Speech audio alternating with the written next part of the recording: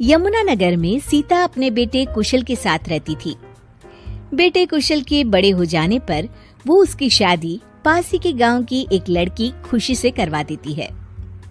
बहू, तू जैसी खूबसूरत बहू तो इस पूरी सोसाइटी में किसी की नहीं। बस अब तू इस घर की सारी जिम्मेदारी उठा ले तो मेरी चिंता खत्म। ये ले इस घर की चाबी, अब से ये तेरे हवाले। माँ जी, आप चिंता मत कीजिए, मैं इस घर का पूरा ध्यान रखूंगी। देखिएगा, आपको शिकायत करने का भी कोई मौका नहीं मिलेगा। मैं आपके लिए गाजर का हलवा बनाकर लाती हूँ। शादी के कुछ ही दिन बाद खुशी के तेवर बदलने लगते हैं। माँ जी, मैं आपसे कह देती हूँ, मैं इस घर की बहू हूँ, कोई नौकरानी नहीं जो हर समय आपकी बात मानूं।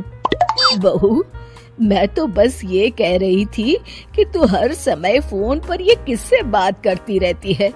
हर समय तेरा फोन बिजी आता है। ये बात कुशल को पसंद नहीं बेटा।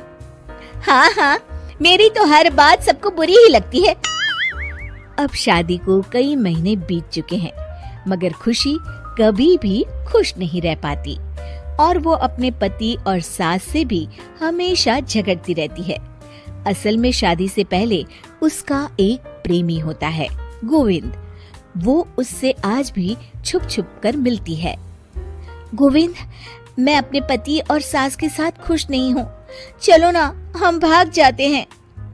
तुम एक काम करो, घर से सारा कीमती सामान ले आओ, उसके बाद मौका देखकर हम भाग जाएंगे। खुशी के पति और सास उसे बहुत प्यार करते हैं, मगर खुशी फिर भी उन्हें धोखा देती है और धीरे धीरे अपने घर से कीमती सामान को चोरी करके गोविंद को देने लगती है। उसकी सास को घर से सामान चोरी होने का संदेह होने लगता है।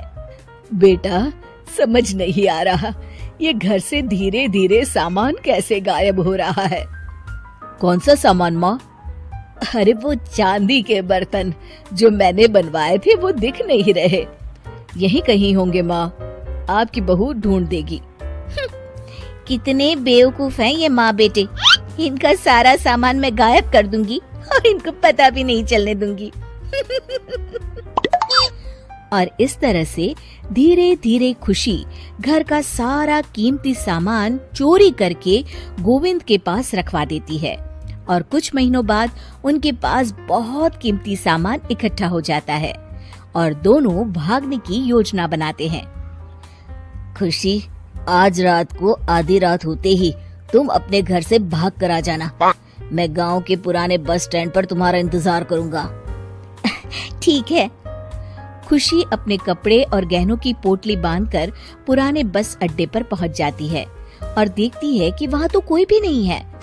खुशी कुछ घंटे वहीं खड़ी रहती है और फिर गोविंद के कमरे पर जाती है। वहाँ पर भी बड़ा सा ताला लगा होता है। हे भगवान, कहीं गोविंद मुझे धोखा देकर भाग तो नहीं गया। अब मैं क्या करूँगी? खुशी फूट फूट के रो रही होती है। तभी पीछे से उसका पति सारे गहनों की पोटली लेकर आ जाता है। आप यहाँ? हाँ, मैंने गोविंद को गांव छोड़ने से पहले पकड़ लिया था और ये सारे गहने भी उससे ले लिए। आपको सब पता था कि मैं आपको और माँ जी को धोखा दे रही थी। हाँ, मगर मुझे ये भी पता था कि गोविंद अच्छा इंसान नहीं है। अगर मैं तुमको समझाता तो तुम कभी नहीं समझ पाती, इसलिए मैं चाहता था कि तुम्हारी आंखें खुद खुले। मुझे माफ कर दीजिए। कोई बात नहीं खुशी, मगर हमेशा ये याद रखना कि तुम्हारे अपने कभी भी तुम्हें धोखा नहीं देंगे। माँ और मैं तुम्हें बहुत प्यार करते हैं और हम दोनों चाहते हैं कि खुशी खुशी खुशी हमारे घर रहे, क्योंकि तुम ही तो हमारी खुशी हो। हाँ, मैं आज के बाद आपको और माँ जी को कभी निराश नहीं करूंगी। Thanks for watching. Don't forget to like and subscribe.